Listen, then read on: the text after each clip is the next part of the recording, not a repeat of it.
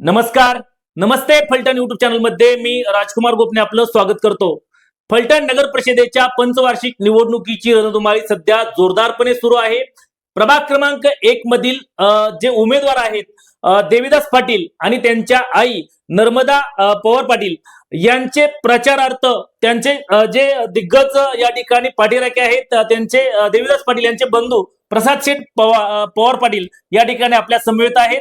त्यांच्याकडून आपण जाणून घेणार आहोत नेमकी आता अखेरच्या टप्प्यात आलेल्या निवडणुकीची प्रचाराची रणधुमाळी कशा प्रकारे सुरू आहे.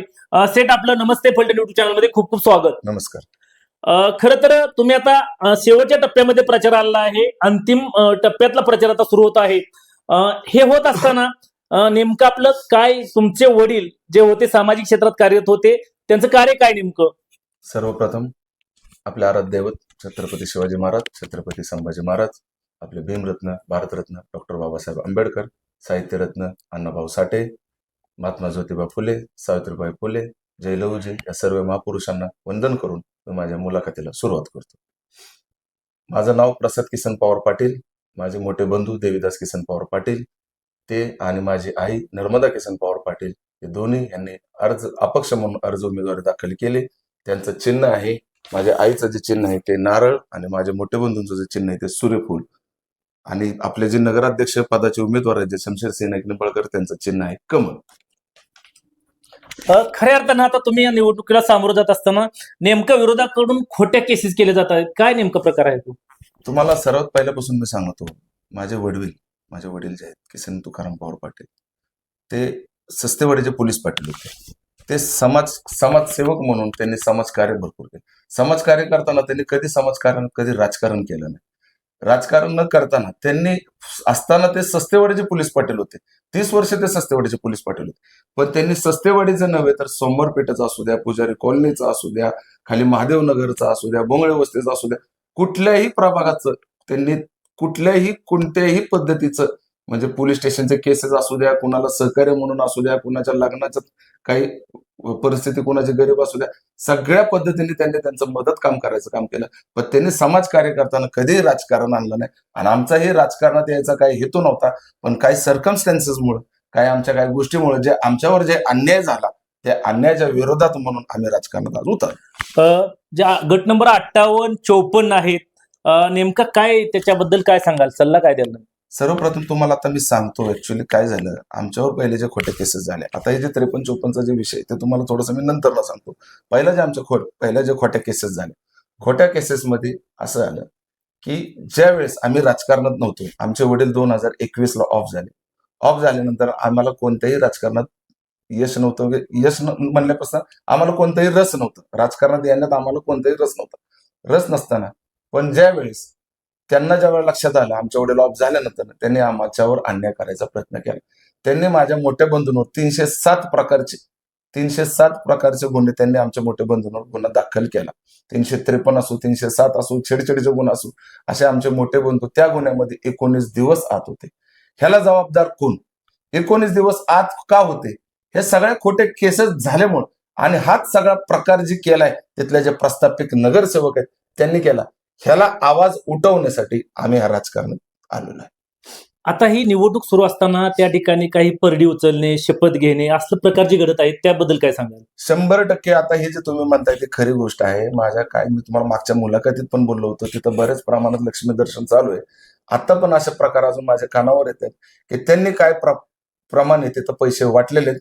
पैसे वाटल्यानंतर त्यांनी तिथं लोकांकडून परडीवर हात उचलून त्यांना पैसे दिलेत आणि हात उचलून त्यांना शपथ्या दिल्यात.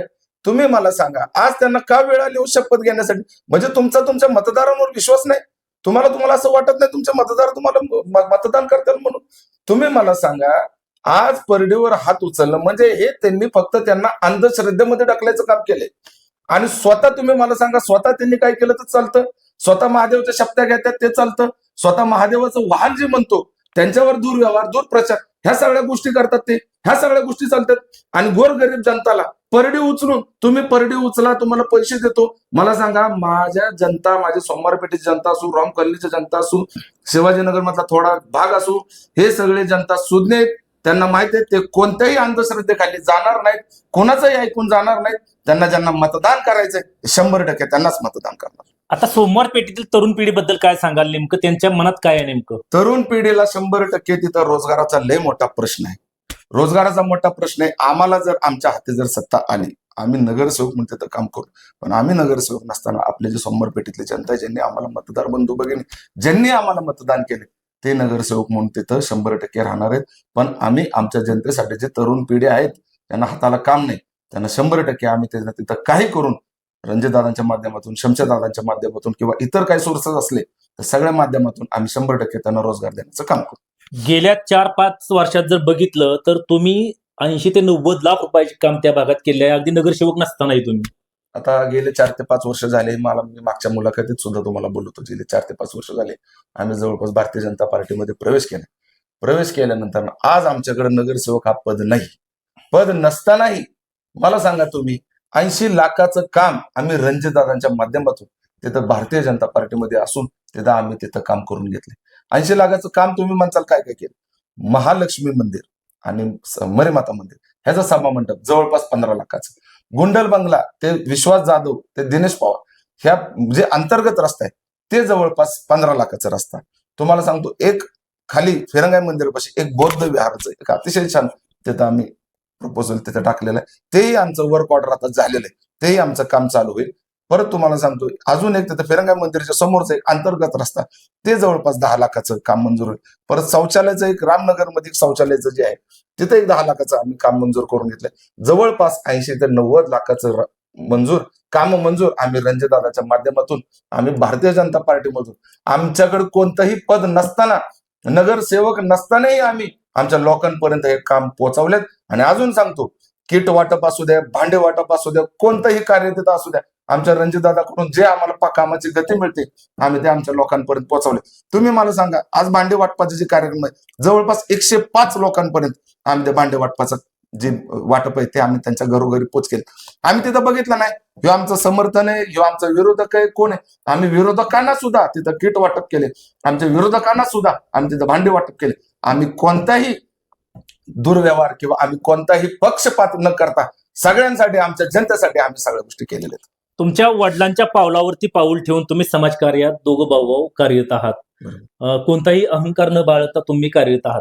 100% तुम्हाला सांगतो आता माझे मोठे बंधू हे माझ्यासाठी रामासारखे, मी माझं काम त्यांचं लक्ष्मणासारखं, मी छोटा भाऊ म्हणून त्यांच्यासाठी मी काम करतो. तुम्ही मला सांगा आज आम्ही 5 भाऊ आहे, आमच्यात कोणताही आजही कोणताही मतभेद नाही. आमच्यात मतभेद थोडासा असेल पण आमच्यात मनभेद कोणत्याही प्रकारे आमच्या मनभेद नाही. आता थोडक्यात मी तुम्हाला सांगतो, एक तुम्ही मला सांगा आम्ही सख्खे सावत्र भाऊ आहोत, आमच्यात मतभेद थोडेसे असतील, मनभेद नाहीत. पण तुम्हाला मी एक सांगतो, रामचंद्र कहे गए सिया से ऐसा कलयुग आएगा, हंस चुनेगा दाना तुमका कौवा मोती खाएगा, धर्म भी होगा कर्म भी होगा मगर शर्म नहीं होगी, मातृ पिता का बेटा बात नहीं सुनेगा, इसलिए रामचंद्र कहे गए सिया से ऐसा कलयुग आएगा. थोडक्यात तुम्ही समजून जावा, आम्ही जर दोघं भाऊ इतके प्रेमाने इतके व्यवस्थित आम्ही सगळ्यांचा आमचा ताळमेळ आमचे बॉन्डिंग सगळ्या गोष्टी होत असतील तर त्यांच्यात हा बॉन्डिंग का नाही आहे? थोडक्यात मी तुम्हाला उदाहरण दिलं. आणखीन एक प्रश्न राहिला, एक तिसरे उमेदवार आहेत आरडी, यांच्याबद्दल काय सांगाल नेमकं? आता आरडी बद्दल तुम्हाला सांगायचं म्हणलं तर आरडी हा माझे भाऊ जे आहेत, माझे ते चुलत भाऊ आहेत रमेश बापू पवार म्हणून, त्यांचा मुलगा आरडी. त्यांचा आता ते जे उमेदवार आहेत सुमन पवार ते आमचे वहिनी आहेत. आमचं त्यांच्यावर कोणतेही क्लॅशेस नाहीत, अजूनही आमचे त्यांच्यावर संबंध चांगले आहेत. पण आरडीने जे निर्णय घेतला ते अतिशय चुकीचा घेतलाय. ते भारतीय जनता पार्टीमध्ये पहिले ते होते, त्यांना रणजितदादांनी भर सभेत सगळ्यांसमोर त्यांना शब्द दिला होता. तुम्हाला करप्शनचा विषय असेल काय असेल ते आपल्याला तुम्हाला करता येईल, पण त्यांनी थोडीशी गडबड केली.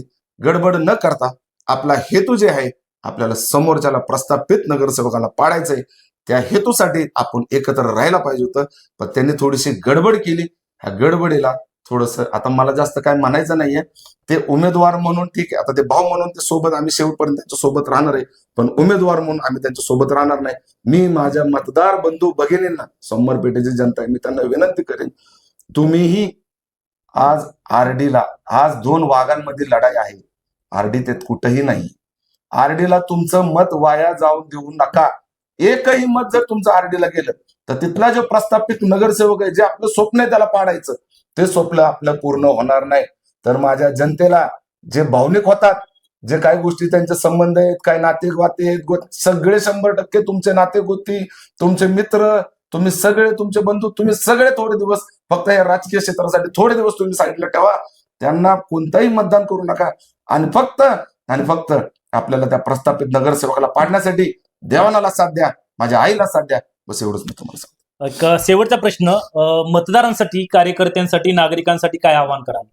मतदारांसाठी मी एवढं सांगतो, आज आपले बाबासाहेब आंबेडकर, भारतरत्न बाबासाहेब आंबेडकर होते, त्यांचं एक म्हणणं होतं, अंधारात होता नशिबी त्यांच्या तुम्ही प्रकाशाचं दान दिलं. अंधारात होता नशिबी त्यांच्या तुम्ही प्रकाशाचं दान दिलं. मानावं किती उपकार बाबासाहेब, तुम्ही संविधान दिलं. आज तुम्ही मला सांगा, संविधानाच्या माध्यमातून, द कॉन्स्टिट्यूशन ऑफ इंडियाच्या माध्यमातून आज आपल्याला, तुम्हाला, आम्हाला, आपल्या जनतेला, सर्वांना त्यांनी मताचा अधिकार दिलाय. मताचा अधिकार तुम्ही पैसे घेऊन वाया घालवू नका. तुम्ही बाबासाहेबांचा अपमान करू नका.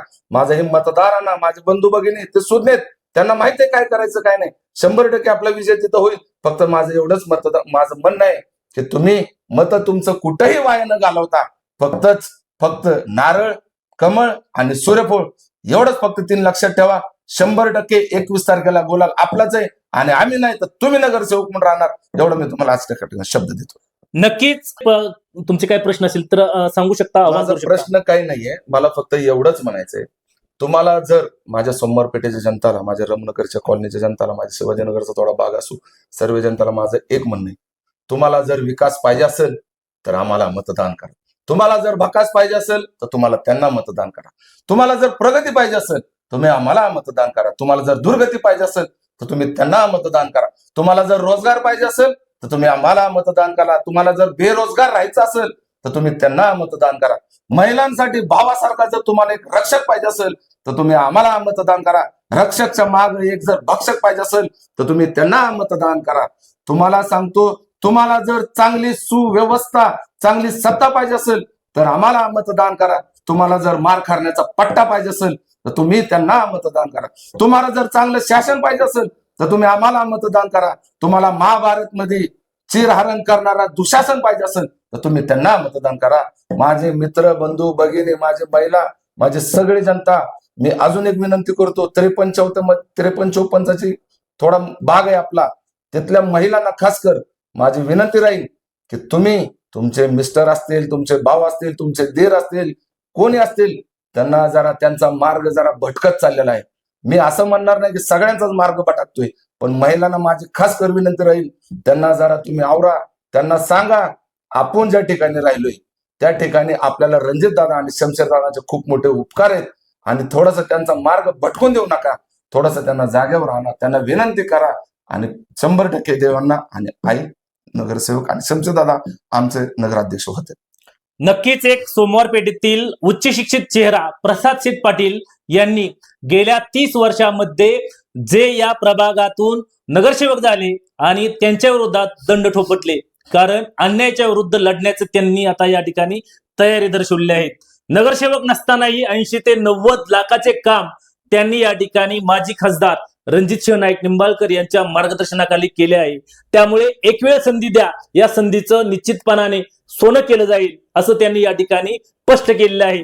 त्यामुळे आगामी 21 तारखेला या ठिकाणी आता काय होतंय हे पाहणं अतिशय महत्वाचं ठरणार आहे. आमचे नमस्ते फलटणचे संपादक वैभव गावडे यांच्यासह मी राजकुमार गोपने, नमस्ते फलटण युट्यूब चॅनलसाठी फलटण.